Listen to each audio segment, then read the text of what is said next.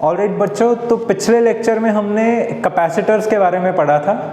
Capacitors एक ऐसे devices होते हैं जिनके अंदर हम चार्जेस को स्टोर करते हैं या एनर्जी को स्टोर करते हैं।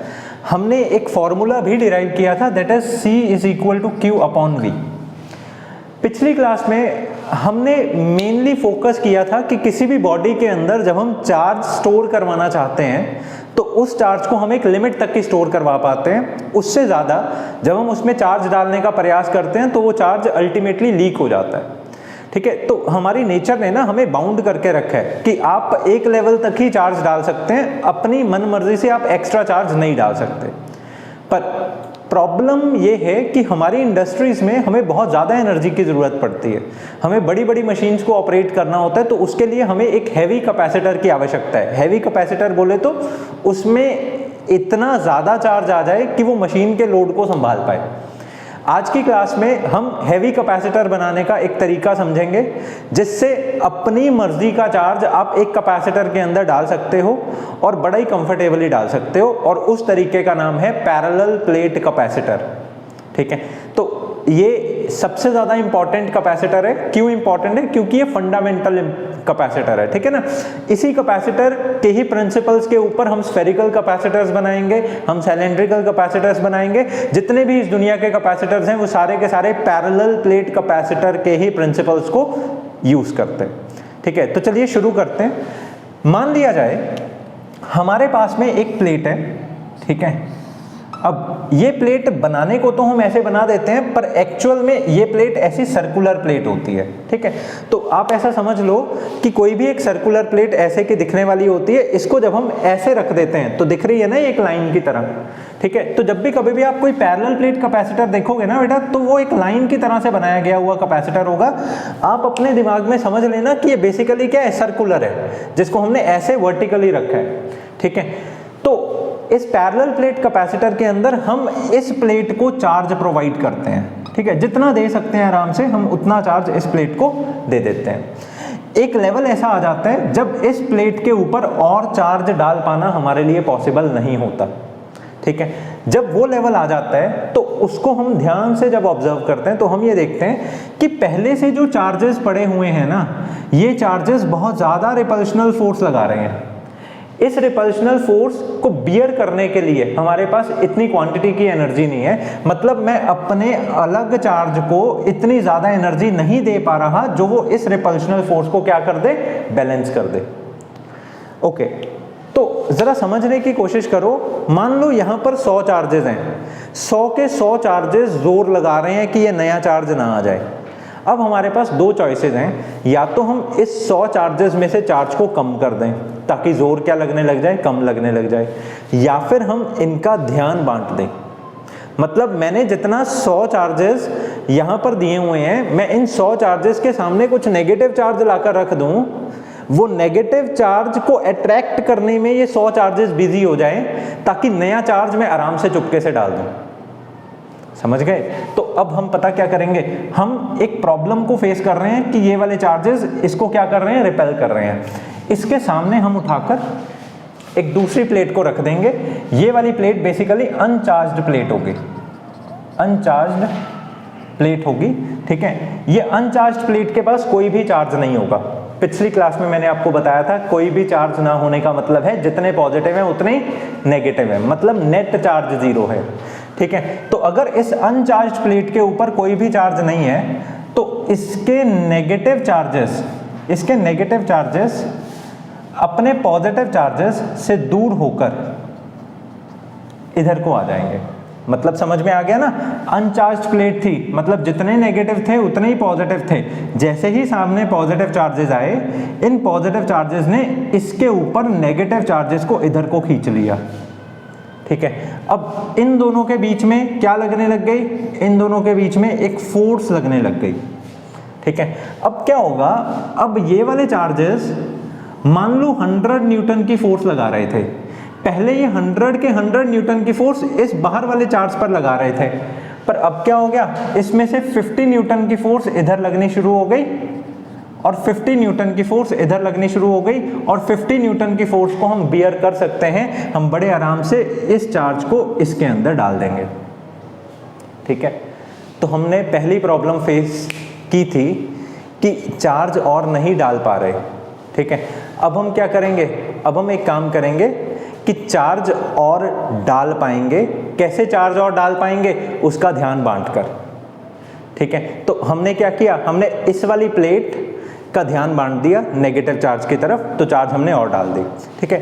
अब अगला काम देखो, हमारे पास ना एनर्जी की हमेशा ज़रूरत रहती है, ठीक है। इतनी ज़्यादा हमें एनर्जी की ज़रूरत रहती है कि जितना चार्ज हम स्टोर कर पाएँ उतना ही कम है। अब मान लो आपके मन में आया कि सर और ज़्यादा चार्ज डालना चाहते हैं, ठीक है। अब हमने ये चार्ज इसमें डाल दिया, इसके जैसे 100 चार्जेस और हमने इसमें डाल दिए, ये पूरा का पूरा भर गया चार्जेस से। अब अगर आप इससे भी ज़्यादा चार्ज इसमें डालना चाहते हो तो पता क्या करोगे, आप इन प्लेट्स का डिस्टेंस कम कर दोगे, ठीक है। तो होगा क्या, जब हम इन प्लेट्स का डिस्टेंस कम कर देंगे तो इन नेगेटिव चार्जेस नज़दीक आ जाएंगे इन पॉजिटिव चार्जेस से। तो डिस्टेंस कम करने से फोर्स क्या हो जाएगी, और बढ़ जाएगी। समझ पा रहे हो बेटा? तो डिस्टेंस कम करने से फोर्स और बढ़ जाएगी। तो पहले ये 100 न्यूटन फोर्स में से 50 लग रही थी इसके ऊपर ना, अब डिस्टेंस कम करने से 70 लगेगी इसके ऊपर, और बाहर वाले चार्ज पर कितनी लगेगी, 30 लगेगी। कहानी सारी समझ गए? तो अगर बाहर वाले चार्ज पर अब और कम फोर्स लग रही है, मतलब हम और ज़्यादा चार्ज इसमें अब डाल पाएंगे। तो हमने एक दूसरा नियम बनाया कि अगर तुम्हें चार्ज देना है और ज़्यादा, मतलब सामने प्लेट रख दी, तुम्हारी कैपेसिटेंस बढ़ गई, मतलब तुम और चार्ज अब इसमें स्टोर कर पा रहे हो। अगर तुम्हें और ज़्यादा चार्ज इसमें देना है तो उसका डिस्टेंस कम कर दो, ठीक है। तो बेटा दो तरीके हमेशा याद रखना। अगर तुम कभी भी किसी भी पैरेलल प्लेट कैपेसिटर की कैपेसिटेंस को बढ़ाना चाहते हो तो उसके सामने पहला तरीका क्या है, एक प्लेट रख दो। दूसरा तरीका क्या है, उस प्लेट को नज़दीक ले आओ, ठीक है, ओके। तो हमने उस प्लेट को नज़दीक भी कर दिया, पर हमें अभी भी और ज़्यादा चार्ज डालना है। तो एक तीसरा तरीका मैं आपको बताने जा रहा हूँ। क्या करो, ये जो सामने वाली प्लेट है ना बेटा, इस सामने वाली प्लेट के यहाँ पर पड़े हैं पॉजिटिव चार्जेस। जब आप इस प्लेट को उठाकर अर्थ कर दोगे तो जितना पॉजिटिव चार्ज है वो सारा का सारा इसमें घुस जाएगा, ठीक है। एक बारी बेटा पॉजिटिव चार्ज यहाँ पर घुस गया तो होगा क्या, तो होगा ये कि अब इस पॉजिटिव चार्ज के द्वारा जो इस नेगेटिव चार्ज पर फोर्स लगाई जा रही थी ना, ये और ज़्यादा बढ़ जाएगी। क्यों बढ़ जाएगी? पहले ये नेगेटिव चार्जेस पर ये पॉजिटिव चार्ज भी बाउंड करके बैठे हुए थे। अब जैसे ये पॉजिटिव चार्ज हट गए तो इन पॉजिटिव चार्जेस को कोई रिपेल करने वाला रहा नहीं, तो हमारी इस वाली प्लेट के पॉजिटिव चार्जेस को कोई रिपेल करने वाला नहीं रहेगा, तो ये बिंदास फोर्स लगाएंगे और बहुत ज़्यादा फोर्स लगाएंगे, ठीक है। तो हो क्या रहा था, पहले ये सामने वाली प्लेट के पॉजिटिव चार्जेस इस पर कुछ रिपल्शनल फोर्स लगा रहे थे। इन चार्जेस को, उस रिपल्शनल फोर्स को बैलेंस करके इस पर 70 की फोर्स लगानी पड़ रही थी। पर अब ये पॉजिटिव हट गए तो इस पर कोई रिपल्शनल फोर्स नहीं लगा पा रहा। तो अगर बेटा इस पर कोई रिपल्शनल फोर्स नहीं लगा पा रहा तो मतलब ये अपनी मैक्सिमम फोर्स इस पर लगाएंगे और हम अपना मैक्सिमम चार्ज उस प्लेट पर डाल पाएंगे। तो बाय दिस मीन्स हम कैपेसिटेंस को बढ़ा लेंगे, ठीक है। तो कैपेसिटेंस को बढ़ाने के तीन तरीके, वो तीनों तरीके क्या हैं? सबसे पहले क्या करो, सामने एक प्लेट रख दो। दूसरा काम क्या करो, सामने वाली प्लेट को नजदीक ले आओ। तीसरा काम क्या करो, उस प्लेट को अर्थ कर दो। तो एक पैरेलल प्लेट कैपेसिटर को बनाने के लिए हमें तीनों काम करने पड़ते हैं। तो वो तीनों काम क्यों करने पड़ते हैं, ये सारा का सारा फंडा आपको क्लियर हो गया। अब हम मेनली पैरेलल प्लेट कैपेसिटर को उस वे से पढ़ेंगे जिस वे से आप एक एक्सप्रेशन डिराइव कर लो और अपने न्यूमेरिकल्स को सोच पाओ। अभी तक की जो बातें हैं ना, अगर ये बातें किसी के दिमाग में पड़ गई तो क्वेश्चंस के सॉल्यूशंस ना वो एक इतने इफेक्टिव वे से प्रोवाइड करेगा ना टीचर को कि उसकी संतुष्टि हो जाएगी। टीचर को ऐसा लगेगा कि हाँ बच्चे को नॉलेज है, हाँ इसने एप्रोप्रिएट करेक्ट आंसर दिया, ठीक है ना। ओके, तो पैरेलल प्लेट कैपेसिटर अब से हमारा मेन शुरू होगा। अभी तक हमने पैरेलल प्लेट कैपेसिटर के इंट्रोडक्शन की है। क्या करना है पैरेलल प्लेट कैपेसिटर में? पैरेलल प्लेट कैपेसिटर में तीन काम करने हैं। पहले तो सामने प्लेट रखनी है, फिर अर्थ करना है, फिर उसका डिस्टेंस कम करना है। ओके, तो चलिए अब आगे बढ़ते हैं। लेट अस सपोज, ओके, तो मान लिया जाए एक पैरेलल प्लेट कैपेसिटर है, इसकी इस वाली प्लेट को हमने चार्ज प्रोवाइड किया, मतलब ये वाली जो इसकी प्लेट है ये चार्ज्ड प्लेट है, ये चार्ज्ड प्लेट है, ठीक है। जैसे ही हमने इस वाली प्लेट को चार्ज प्रोवाइड किया, सामने वाली प्लेट के पास जितने भी नेगेटिव चार्जेस पड़े हुए थे वो सारे के सारे इस फेस पर आकर एस्टेब्लिश हो गए, जितने भी पॉजिटिव चार्जेस पड़े हुए थे वो सारे के सारे रिपल्शन की वजह से थोड़ा सा दूर चले गए। ओके, हमने पिछली क्लास में एक फॉर्मूला पढ़ा था C is equal to Q upon V, ठीक है। मान लिया जाए ये प्लेट के अंदर मैंने 1000 चार्जेस दिए, 1000 कूलम का चार्ज दिया, ठीक है। इस 1000 कूलम के चार्ज ने बेटा इसका पोटेंशियल जो है ना, पोटेंशियल 1000 वोल्ट का कर दिया, मान लिया जाए, ठीक है। मतलब मैं ऐसा कुछ पक्की फिगर्स नहीं ले रहा, यहां पर समझाने के तौर पर बोल रहा हूं, ठीक है। 1000 कूलम का चार्ज मैंने यहां पर दिया, जिसने यहां का पोटेंशियल कितना कर दिया, 1000 वोल्ट का कर दिया। अब हुआ क्या, ये नेगेटिव वाला जो चार्ज है ये इससे कुछ डिस्टेंस पर है, लेट अस सपोज ये इससे r डिस्टेंस की दूरी पर है, ठीक है। तो इस नेगेटिव वाले चार्ज ने यहां पर कुछ पोटेंशियल बनाया होगा, ठीक है। इसने यहां पर नेगेटिव पोटेंशियल बनाया होगा, पॉजिटिव बनाता है पॉजिटिव पोटेंशियल, नेगेटिव चार्ज बनाता है नेगेटिव पोटेंशियल। अब आप खुद समझदार हो कि यहां पर 1000 वोल्ट का चार्ज, यहां पर 1000 कूलम का चार्ज था तो 1000 वोल्ट का पोटेंशियल आया, सामने वाला चार्ज कुछ डिस्टेंस पर है, अगर डिस्टेंस बढ़ा दिया जाए तो पोटेंशियल क्या हो जाता है, कम हो जाता है। तो नेगेटिव वाला चार्ज यहां पर जो पोटेंशियल बना पाएगा वो थोड़ा सा कम बना पाएगा, ठीक है ना। याद है ना सबको पोटेंशियल का formula, 1/4 pi epsilon not Q upon R। Distance बढ़ गया तो पोटेंशियल क्या हो गया, कम हो गया, ठीक है। तो सामने वाला नेगेटिव चार्ज यहां पर थोड़ा कम पोटेंशियल बना पाएगा।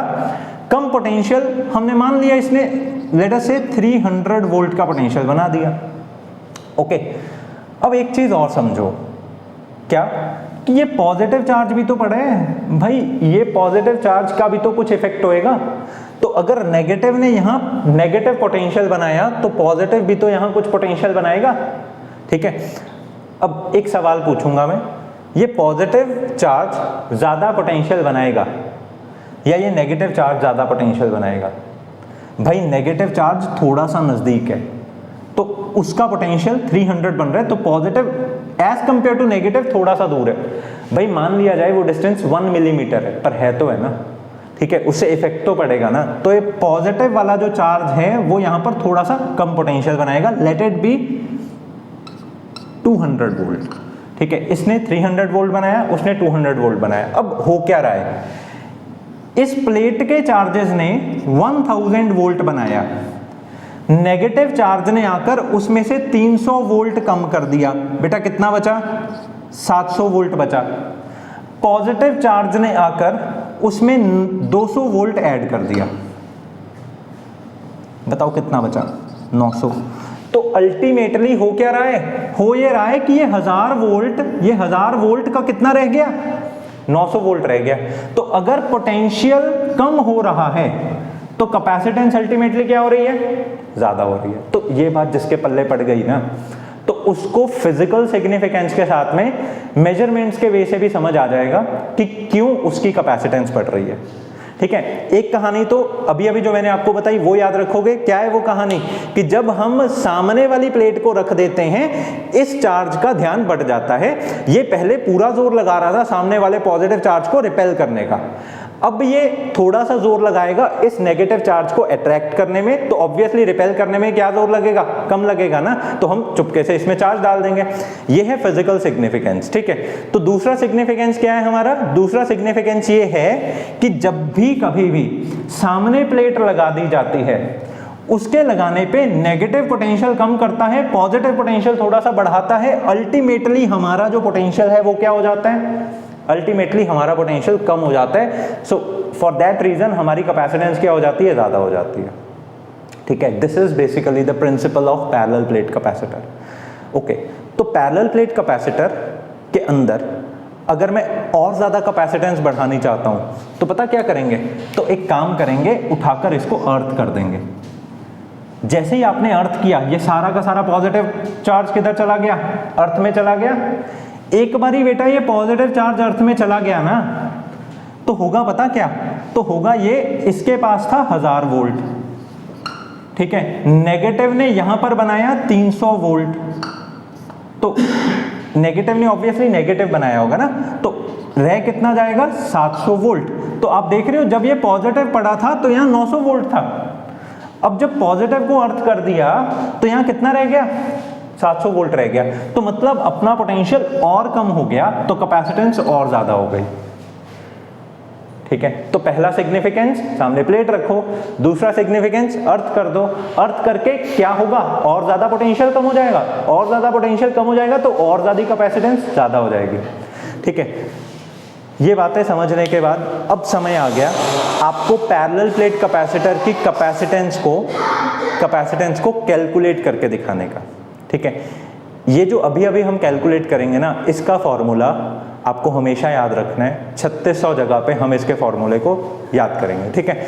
ओके, फटाफट बेटा इस चीज को जरा नोट करना चाहते हो तो कर लो, इस डायग्राम को बना लो, इसके बाद हम करेंगे पैरेलल प्लेट कैपेसिटर की कैपेसिटेंस। ओके चलिए बेटा, लेट अस सपोज हमारे पास में एक प्लेट है, इस प्लेट को हमने पॉजिटिव चार्ज प्रोवाइड किया, ठीक है। एक्चुअल में आप अच्छे से जानते हो कि ये प्लेट है कौन सी, सर्कुलर प्लेट है। तो सर्कुलर प्लेट अगर ये है तो इसके सामने हमने एक दूसरी प्लेट रखी, ठीक है। ये कौन सी प्लेट है, ये एक ऐसी प्लेट है जिसके पास नेगेटिव चार्जेस भी थे और पॉजिटिव चार्जेस भी थे, और जितने नेगेटिव थे उतने ही पॉजिटिव थे। तो ये वाली प्लेट बेसिकली है क्या थी, अनचार्ज्ड प्लेट थी, अनचार्ज्ड प्लेट थी, ठीक है। तो हमने क्या किया, जैसे ही इस प्लेट को हमने इसके सामने रखा, इसके सारे के सारे नेगेटिव चार्जेस एक तरफ अट्रैक्ट हो गए और सारे के सारे पॉजिटिव चार्जेस दूसरी तरफ चले गए, ठीक है। तो अब हम बोल क्या सकते हैं इसमें, हम ऐसा बोल सकते हैं कि इसके सामने हमने एक दूसरी प्लेट रखी जिसके पास नेगेटिव चार्जेस इस तरह से हैं और पॉजिटिव चार्जेस इस तरह से है, ठीक है। ओके, अब लेट अस सपोज हमने इस पूरी की पूरी प्लेट के एरिया के ऊपर, मान लो इस प्लेट का एरिया जो था वो A था, इसके एरिया के ऊपर हमने Q चार्ज प्रोवाइड किया। अगर पूरी प्लेट के एरिया के ऊपर Q चार्ज है तो 1 यूनिट प्लेट के एरिया के ऊपर, मतलब 1 यूनिट प्लेट के एरिया के ऊपर कितना चार्ज होगा, Q/A। और 1 यूनिट एरिया के ऊपर बेटा जितना चार्ज होता है ना, उसी को ही हम क्या बोलते हैं, सिग्मा, ठीक है। ओके, तो लेट अस सपोज इस प्लेट के ऊपर 1 यूनिट प्लेट के एरिया के ऊपर जितना चार्ज है वो कितना है, सिग्मा चार्ज है, ठीक है। ओके, तो लेट अस सपोज इस प्लेट ने इसके सामने जो इलेक्ट्रिक फील्ड फैलाई है, वो इलेक्ट्रिक फील्ड कितनी है, 1/4πε0 Q/r²। कोई भी चार्जेस अपने आसपास कितनी इलेक्ट्रिक फील्ड फैलाते हैं, 1/4πε0 Q/r²।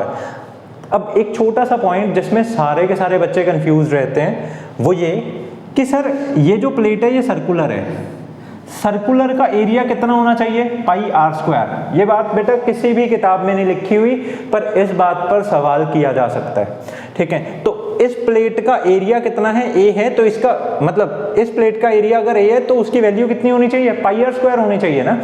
पर हम उठाकर 4π × r² को बोल देते हैं एरिया। ऐसा क्यों बेटा, बात जरा ध्यान से समझने वाली है कि ये इलेक्ट्रिक फील्ड की बात हो रही है। इलेक्ट्रिक फील्ड इस प्लेट के ऊपर नहीं है, इलेक्ट्रिक फील्ड इस रीजन में है, ठीक है। तो आप जरा ध्यान से देखो कि ये वाली प्लेट और ये वाली प्लेट के बीच में जो रीजन है, ये रीजन कोई सरफेस एरिया नहीं है, ये रीजन एक वॉल्यूमेट्रिक रीजन है। तो अगर कोई भी वॉल्यूमेट्रिक वाली चीज का आपको एरिया लेना हो तो उसके लिए आप वॉल्यूम वाले फॉर्मूलाज को यूज करते हो, और वॉल्यूम वाले फॉर्मूला में से एक फॉर्मूला है 4πr²। बात समझ में लग गई। तो इस प्लेट और इस प्लेट के बीच में जो एरिया है, ये एरिया एक कवरेज है, ठीक है। ये किसी भी मतलब ये वाला एरिया नहीं है, ये किसी भी प्लेन शीट वाला एरिया नहीं है, ये वाला एरिया एक वॉल्यूमेट्रिक एरिया है, और volumetric area of a sphere का फॉर्मूला होता है 4πr², ठीक है। ओके, तो बात अच्छे से समझ में लग गई।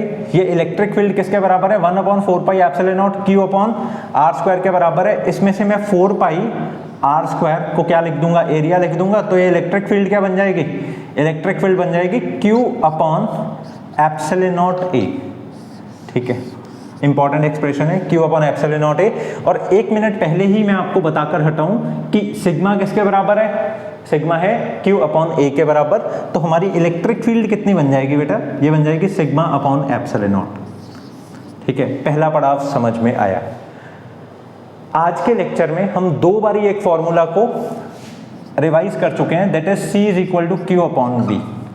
अगर बेटा किसी भी बच्चे को पोटेंशियल कैलकुलेट करना आता है तो ऊपर चार्ज रख के वो 1 सेकंड में क्या कैलकुलेट कर सकते हैं, कैपेसिटेंस। ठीक है, ओके। तो पोटेंशियल का क्या फॉर्मूला होता है बेसिकली, अब हम पोटेंशियल को ही निकाल लेते हैं क्योंकि पोटेंशियल से सीधे हमारे पास क्या आ जाएगी, कैपेसिटेंस आ जाएगी। ठीक है, ओके। तो पोटेंशियल का फॉर्मूला होता है E इंटू डी, पढ़ा था ना हमने relation, E is equal to dV by dr। अब की बारी मान लिया जाए ये दोनों प्लेट्स में जो डिस्टेंस है वो कितना है, d है। ठीक है, तो छोटा सा डिस्टेंस हम dr ले लिया करते हैं, बड़ा डिस्टेंस अब की बारी हम क्या लेंगे, पूरा का पूरा d ले लेंगे। ओके, अगली बात, छोटा सा पोटेंशियल हम dv ले लेते हैं, बड़ा पोटेंशियल क्या बन जाएगा, v बन जाएगा। तो फॉर दैट रीजन हमारे पास पोटेंशियल किसके बराबर आया, हमारे पास पोटेंशियल आया E इंटू डी के बराबर। ओके, तो अगर पोटेंशियल E इंटू डी के बराबर है, इसमें मैं चाहूं तो E को भर सकता हूं। ठीक है, E हमारे पास में क्या आ गया, sigma upon epsilon not into D. ठीक है, तो पोटेंशियल इस पैरेलल प्लेट कैपेसिटर का कितना है, sigma upon epsilon not into D. अब बारी आ चुकी है कैपेसिटेंस निकालने की। बेटा कैपेसिटेंस क्या होता है, Q अपॉन V होता है। Q की प्लेस पे आप क्या भर दोगे, Q की प्लेस पे आप भर दोगे सिग्मा इंटू A। तो Q की जगह पे हमने भर दिया सिग्मा इंटू A, पोटेंशियल की जगह पे हमने भर दिया sigma upon epsilon not into D. ठीक है, बड़े ही आराम से सिग्मा से काट दोगे सिग्मा, एप्सिलॉन नॉट पलट कर न्यूमरेटर में जाएगा, ये बन गया epsilon not A upon D. This is basically the capacitance of a parallel plate capacitor. अगर कभी भी कोई भी पैरेलल प्लेट कैपेसिटर है, आपसे कोई पूछे कि इसमें हम कितना चार्ज स्टोर कर सकते हैं, मतलब इसकी कितनी कैपेसिटेंस है, तो वो कैपेसिटेंस होती है epsilon not A upon D. आज के लेक्चर का सबसे इंपॉर्टेंट सबक ये है epsilon not A upon D. बेटा इतनी ज्यादा बारी आप इसको यूज करने वाले हो ना कि आपको एक टाइम पर ऐसा लगेगा कि कैपेसिटेंस हो ही नहीं सकता इस फॉर्मूले के बिना। आप किसी की भी कैपेसिटेंस नहीं कैलकुलेट कर सकते इस फॉर्मूले के बिना। अब ये फॉर्मूला इतना ज्यादा इंफॉर्मेटिव है, इस फॉर्मूले में सबसे पहला सबक आपको ये बताया जा रहा है कि अगर D की वैल्यू ज्यादा है तो आपकी कैपेसिटेंस कम है। अरे ये तो हमारा सबसे इंपॉर्टेंट सबक था जो हम आज के लेक्चर में पहले एकदम डिटेल में पढ़ के आ रहे हैं। अगर ये डिस्टेंस ज्यादा हो गया तो इसकी चार्ज के ऊपर लगने वाली फोर्स क्या हो जाएगी, कम हो जाएगी। तो ये सारी की सारी फोर्स किस पर लगाएगा, ये सारी की सारी पॉजिटिव चार्जेस फोर्स लगाएंगे हमारे चार्ज के ऊपर और हम और नहीं डाल पाएंगे। ठीक है, तो कैपेसिटेंस अल्टीमेटली क्या हो जाएगी, कम हो जाएगी। तो यहां सबसे पहला सबक अगर डिस्टेंस बढ़ जाता है तो कैपेसिटेंस क्या हो जाती है, कम हो जाती है। ठीक है, दूसरा सबक हमने ये सीखा कि एप्सिलॉन नॉट क्या होती है, याद होगा आपको, एप्सिलॉन नॉट होती है परमिटिविटी इन फ्री स्पेस। ठीक है, मतलब अगर एक चार्ज है और दूसरा चार्ज है, इन दोनों को हमने उठाकर रख दिया वैक्यूम में। ठीक है, तो ये वाला चार्ज वैक्यूम कंडीशन के अंदर इस चार्ज पर कितनी फोर्स लगा पाएगा, that is basically known as epsilon naught. ठीक है, परमिटिविटी। तो उन्होंने ऐसा बोला कि अगर तुम्हारी परमिटिविटी ज्यादा हो जाए तो तुम्हारी कैपेसिटेंस भी क्या हो जाएगी, ज्यादा हो जाएगी। तो हमने यहां पर पढ़ा कि एप्सिलॉन नॉट मतलब परमिटिविटी के ज्यादा होने से कैपेसिटेंस भी क्या हो जाएगी, ज्यादा हो जाएगी। अब परमिटिविटी कैसे ज्यादा होती है, आप यहां पर वैक्यूम की जगह पर अगर वाटर कर दो तो वाटर की परमिटिविटी क्या होती है, ज्यादा होती है। ठीक है, तो हम किस वे से इसको लेंगे। ठीक है, if medium between the plates is changed, मतलब तुम वैक्यूम के अलावा बेटा कोई भी मीडियम ले लो, सबकी परमिटिविटी क्या होती है, ज्यादा होती है। अगर तुम कोई भी मीडियम प्लेस कर दो तो भी तुम्हारी कैपेसिटेंस क्या हो जाएगी, ज्यादा हो जाएगी। मतलब अगर तुम प्लेट्स के बीच में वैक्यूम के बजाय हवा भर दो, या फिर हवा की बजाय पानी भर दो, या फिर पानी की बजाय हनी भर दो, अब कुछ भी भर दोगे उसकी परमिटिविटी ज्यादा हो जाएगी। परमिटिविटी ज्यादा होने से क्या होएगी, परमिटिविटी ज्यादा होने से कैपेसिटेंस बढ़ जाएगी। ठीक है, तो if medium between the plates is changed then capacitance increases. ठीक है, सबसे इंपॉर्टेंट बात हमें इस फॉर्मूले से ये पता लगती है। ठीक है, इस बात को हम थोड़ा सा और डिटेल में करेंगे। ठीक है, लेट अस सपोज हमारे पास वाटर की, ठीक है, वाटर की परमिटिविटी जो है वो है K टाइम्स वैक्यूम की परमिटिविटी। ठीक है, आपको मैंने पढ़ाया था रिलेटिव परमिटिविटी की सिचुएशन में, जब भी कभी भी हम किसी भी चीज़ की परमिटिविटी लेते हैं ना तो वो वैक्यूम के साथ रिलेटिव में लेते हैं। जैसे अगर मैं आपसे पूछूं कि वाटर की कितनी परमिटिविटी है तो आप उसका कोई नंबर नहीं बता सकते। आप ये ज़रूर बता सकते हो वो 5 गुना ज़्यादा है वैक्यूम से, वो 100 गुना ज़्यादा है वैक्यूम से, पर अगर मैं आपसे पूछूं कि वाटर की परमिटिविटी कितनी है, आप वो नहीं बता सकते। तो हर एक मीडियम जो इस पूरी की पूरी दुनिया में एग्जिस्ट करते हैं उन सबकी परमिटिविटी हमेशा वैक्यूम के रिलेटिव में बताई जाती है। ठीक है, मैंने ऐसा मान लिया कि अगर वाटर की परमिटिविटी K टाइम्स है वैक्यूम की परमिटिविटी के, ठीक है, यहाँ पर K को हम लोग क्या बोलते हैं, K को हम बोलते हैं एप्सिल R, ठीक है, जिसको बोलते हैं रिलेटिव परमिटिविटी, रिलेटिव परमिटिविटी। ठीक है, तो आप इसको चाहो तो K भी बोल सकते हो या फिर आप इसको चाहो तो एप्सिल R भी बोल सकते हो। ठीक है, यहाँ पर आप एप्सिल R बोल दो या फिर K बोल दो, K ही रहने देते हैं, चलो। ठीक है, तो मान लो अगर वाटर की परमिटिविटी K टाइम्स है वैक्यूम की परमिटिविटी के, तो उसकी कैपेसिटेंस कितनी हो जाएगी, तो उसकी कैपेसिटेंस बेटा हो जाएगी, अब एप्सिल नॉट की जगह आप क्या भरोगे, क्योंकि अब पानी आ गया, वाटर की परमिटिविटी इंटू A/D, समझ गए। Now this will be equal to water की परमिटिविटी कितनी होगी, K टाइम्स एप्सिल नॉट A/D। ठीक है, तो ये एप्सिल नॉट A/D तो क्या होते हैं, कैपेसिटेंस इन वैक्यूम। तो एक तरह से कैपेसिटेंस कितनी बन गई, एक तरह से बेटा इसकी कैपेसिटेंस बन गई K टाइम्स C0। तो मतलब जितनी कैपेसिटेंस इसकी वैक्यूम में थी, मान लो वो वैक्यूम वाली कैपेसिटेंस को मैंने C0 ले लिया, अगर मैंने उसमें वाटर भर दिया, वाटर की कैपेसिटेंस K टाइम्स है वैक्यूम की कैपेसिटेंस के, तो उसकी कैपेसिटेंस भी क्या हो जाएगी, K टाइम्स वैक्यूम की कैपेसिटेंस। ठीक है, बड़ा ही सिंपल तरीका है कि अगर हम कोई भी दूसरा मीडियम रख देंगे, उस दूसरे मीडियम की जो वैल्यू है परमिटिविटी की वो ज़्यादा ही होगी वैक्यूम से, तो अल्टीमेटली कैपेसिटेंस भी ज़्यादा ही हो जाएगी। ठीक है, सबसे बड़ा सबक था ये। इससे बाद अगला सबक हम ये सीखते हैं, अगर हम इन प्लेट्स का एरिया बढ़ा दें, ये तो बड़ी नेचुरल सी बात है, कॉमन सेंस वाली बात है, अगर आप एरिया बढ़ा दोगे तो ऑब्वियसली ज़्यादा चार्ज डाल पाओगे ना। ठीक है, अगर किसी का बर्तन ही हम बड़ा कर देंगे, वॉल्यूम ही हम बड़ा कर देंगे, तो उसमें ज़्यादा पानी आ पाएगा। ठीक है, तो ये अगली बात हो गई। तो बेटा आज के लेक्चर में हमने जो सबसे इंपॉर्टेंट बातें सीखी रिगार्डिंग पैरेलल प्लेट कैपेसिटर, वो ये थी, सबसे पहली बात, अगर कभी भी आप किसी भी दो प्लेट्स के बीच का डिस्टेंस कम कर देते हो तो आप उस पैरेलल प्लेट कैपेसिटर में ज़्यादा चार्ज डाल पाते हो। अगली बात, आप जब भी कभी भी इन दो प्लेट्स के बीच में कोई मीडियम रख दो, मान लो आप इन दो प्लेट्स के बीच में वैक्यूम की बजाय या हवा की बजाय पानी भर दो, तो भी आप इसमें ज़्यादा चार्ज डाल पाओगे। तीसरी बात, जब भी कभी भी आपको इन दो प्लेट्स के बीच में ज़्यादा चार्ज डालना है, क्या करो, इन दो प्लेट्स का डिस्टेंस कम कर दो।